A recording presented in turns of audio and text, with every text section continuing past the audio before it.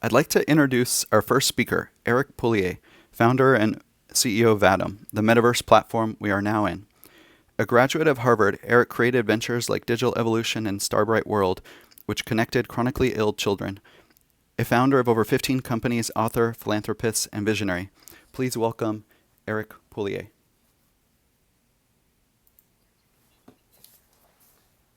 That would be helpful. Hey, Greg. How are you? Hi, I'm great. Thanks a lot for helping me set this up. Thank you. Sure. So, uh, how shall we proceed? Are we going to do a interactive together, or shall I I'll leave it do? to you. Okay. You're the boss. Okay. Sounds good. Well, I think the best thing for me to present to this audience is just to spend a few minutes, and then I'll turn it back to Greg, because I just want to hit on some very important topics that are the most, I would say, common discussions on our mind today as we build Vatum and as we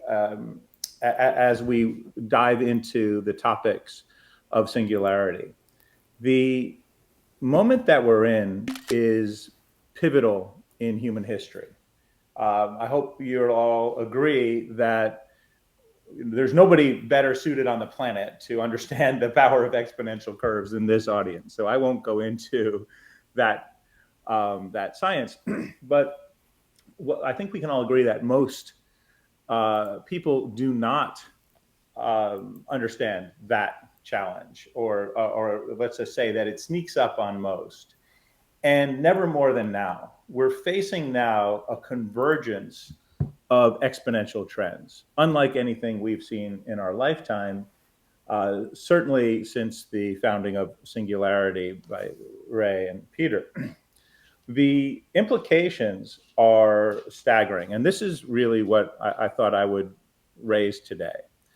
Um, the things that we're seeing are really do challenge some of my wide-eyed optimism to be able to, for the first time, not just barrel forward, because there's nobody more excited than I am about all the implications of these exponential technologies to drive abundance in the world. I mean, it is astounding of where we're going with everything from vertical farming to new proteins to space exploration and the various types of 3D printing and housing and all the things that we spend our days on marveling at and contributing to. But there's something else going on now that calls for, I didn't want to use the word alarm, but I will use the word alarm, because we're at this moment where the idea of what it means to be human, I believe, is threatened. And that is fundamentally different than the past. In the past, we've had, let's call it perhaps fear of unintended consequences, things that we have to be aware of as we're barreling forward with towards our vision of abundance. But what we have here now is the advent of what is clearly on the horizon for AGI, or artificial general intelligence. And even before that, a moment where we can see both the enormous beneficial outcomes as well as the destructive potential. But the destructive potential is so outsized that we have to step back for a moment. And this is what I thought would be a worthy discussion among this group, because this is one of the few groups that at least I can address and have conversations with, which it's not all about how do we make the next buck, what's the next trend to invest in. That's all important. And of course, we do that. But it's also like, where's the world going and what do we need to do to contribute to making it a better place? Well, in this case, we have to talk about the idea of alignment with humanity's values. There is now ample evidence that we're on a trajectory that needs intervention. If you look even at the level of AI automation and machine learning that has been deployed today, We can see its use in social media, driving polarization, threats to democracy, widespread dissatisfaction with our personal connections, and really a correlation to an epidemic of loneliness and disconnection among our youth.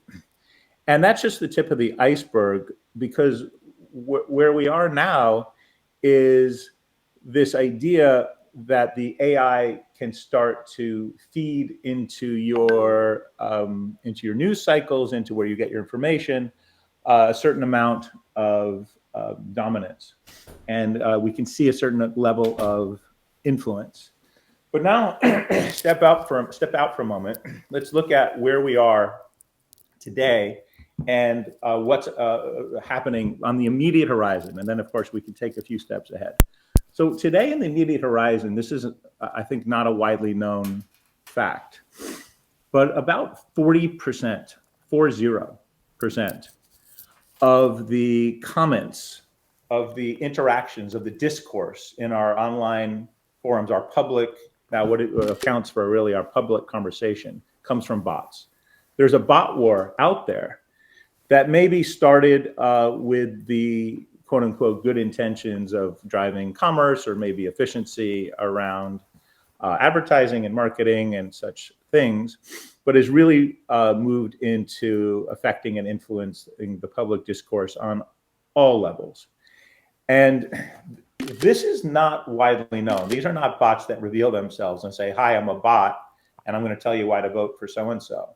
These are highly efficient and sophisticated bots that even before the advent of LLMs, large language models and transformers, were quite effective at what they were doing.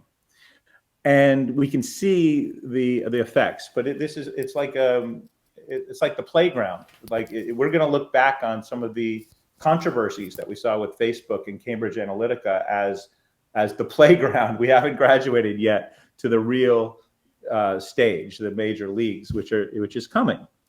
And it's coming because these AIs are getting better, and they've mastered the most important thing, or let's say they're on the road to mastery of the most important thing to affect human consciousness and drive human behavior, and that's language.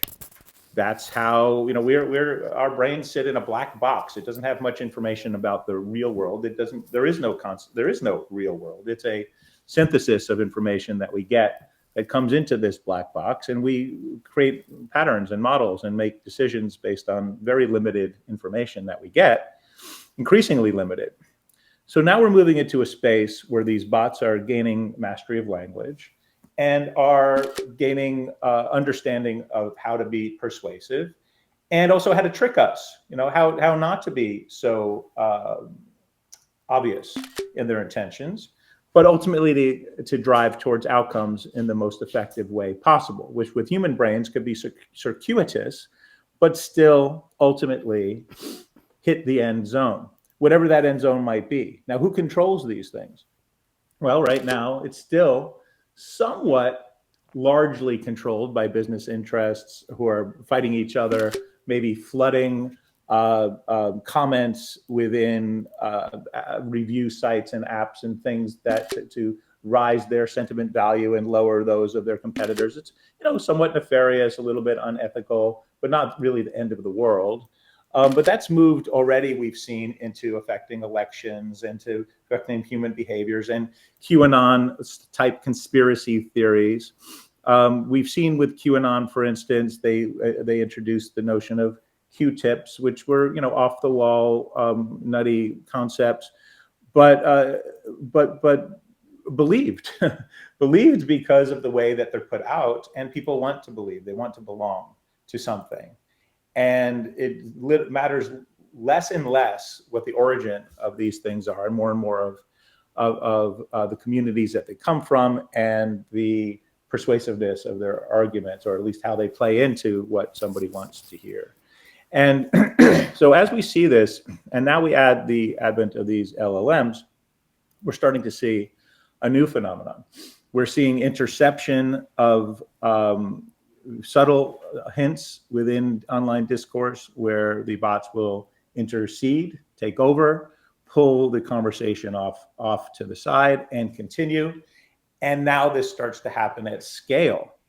At scale to the extent that there is a flood coming where we're really not going to know what's real, what isn't real, what's driven by a bot, what isn't driven by a bot. And increasingly, the influence on our lives, and I'm not just talking about obviously the people in this room who maybe have a certain level of skepticism and scrutiny, but the vast majority of people are seemingly affected in a way that already is showing signs of falling in line, lemmings-like, in predictable manner. Now take that to the next level, and we're not talking 10 years, we're talking 1, then 2, in terms of the exponential growth and improvements we're seeing. We now can see that these bots are getting self-correcting and learning themselves and becoming more powerful, and therefore more in control of society. Now, in that context, we now have to step back and say, you know, what are the implications of this? It's one thing to be beaten in chess. It's another thing to be beaten in all things and directed as these become more and more closer to AGI. Now, there's a lot of debate on when AGI will happen. I believe Ray's prognosis or forecast is 2029. Other people think 2039. Some people say never. But, you know, I think there's a fairly good consensus that it's somewhere in the next decade or so. And but I think what people don't fully grasp is that it doesn't matter that much to a lot of the things we're concerned about. Even the incremental improvements we're seeing now will completely reshape society and sublimate the character of humans even further, homogenizing us into single cultures, breaking us from tradition, and in effect ending human-centric history. Human-centric history has proceeded for many thousands of years, but you can see an end to it where history starts to be redefined by the influences of a more alien form of, I don't know what to call it, life, but a more alien director of our societal direction. And so here we are, you know, needing to decide what to do about it and how to affect this, and thinking about it from a perspective that isn't just about what we should invest in, because there's so much infinite possibilities now of making money and building new industries and doing good in the world and driving towards these incredible breakthroughs across sectors. But the basis, this is my thesis and what I'd like to put out there for you all to think about as we go through various topics here. The basis of all the goodness that we hope to do, if we don't step back and reground ourselves on what we're trying to accomplish and for who, could really run out of control now in ways that I would like to call them unintended consequences, but the consequences are so clear of what they would be absent intervention that we almost have to take responsibility and stop calling them unintended if we don't do anything about it. So we can talk about what are the things to do, but it's really important to note. Now, one of the things that I think we should do on this topic is the concept of, and this is a little bit maybe theoretical, but I think it's important and practical, is we have to decide what we value. Do we value hyper efficiency above all else?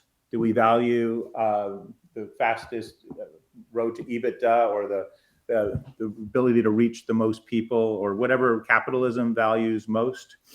Some, and there's many reasons, need to focus on that. But what I think it's really time to step back for a minute and define what is humanness. I mean, there's an argument, of course, which I don't subscribe to, that it doesn't matter if humans are replaced by the next thing. Well, obviously, the singularity speaks of us merging to some degree with machines, but the optimistic view of that, of course, is that we just become superpowered. Our essence, our ability to love, to connect, to have compassion, to be creative, just gains superpowers, and that is something to applaud and rush towards. I see that argument. I'm there to some degree, but I have another belief that in order to fully buy into that, we have to do one thing first. And not only first, but first and foremost, and everything else we do needs to depend on this one thing. And what is that? It's the idea of what it means to be human, in defining humanness and elevating it to the highest level, even in light of its less effective, less efficient nature as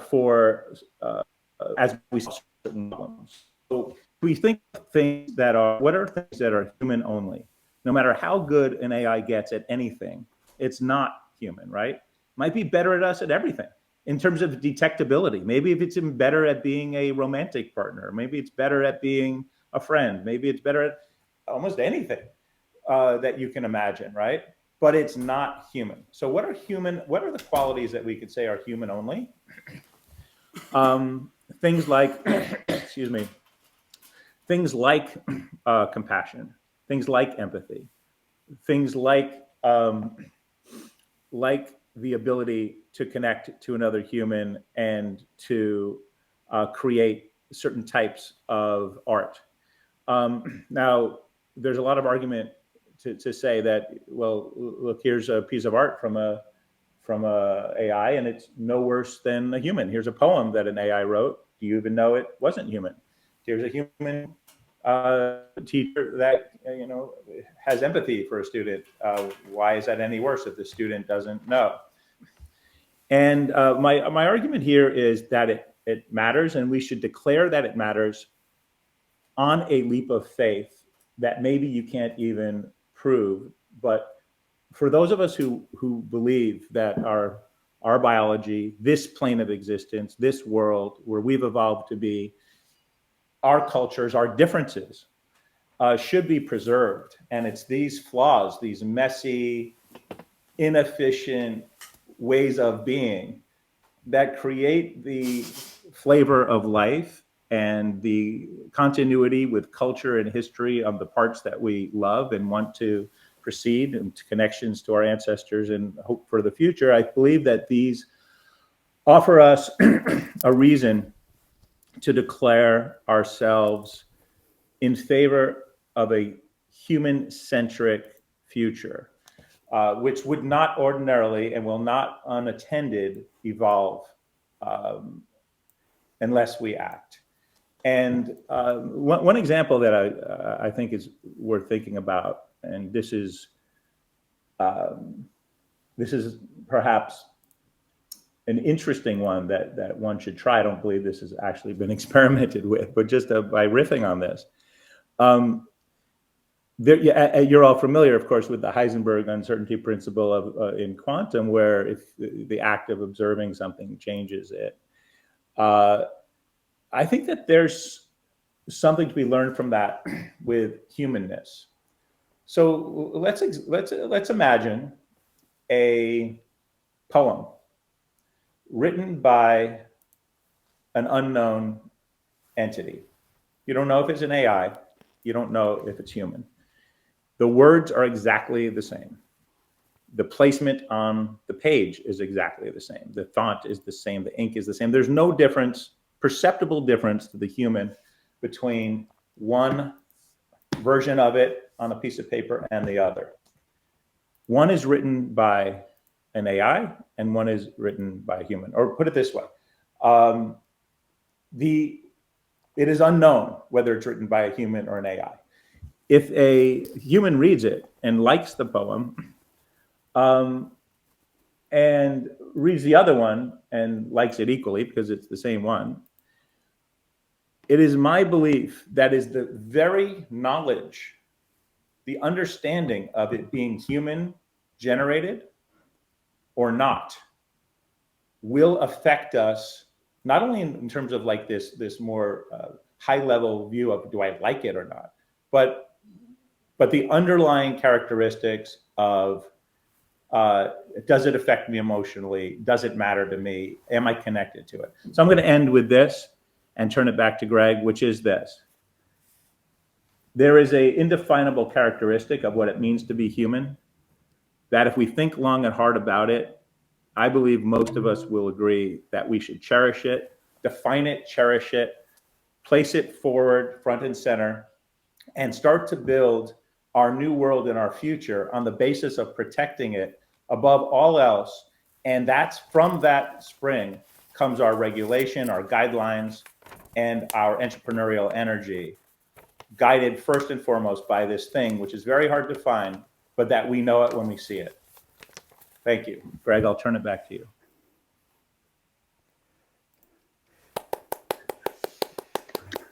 Thank you so much, Eric. Thank you for the sharing your wisdom with us. And then also, I'm not sure if you were there when I thanked you for helping me to have this event. And also, I want to thank your team. They've been great. Colin Hornet, Jeff Kulda, and Leonie Amari. So really, really appreciate it. Of course, it's my pleasure. We love having you here. All right.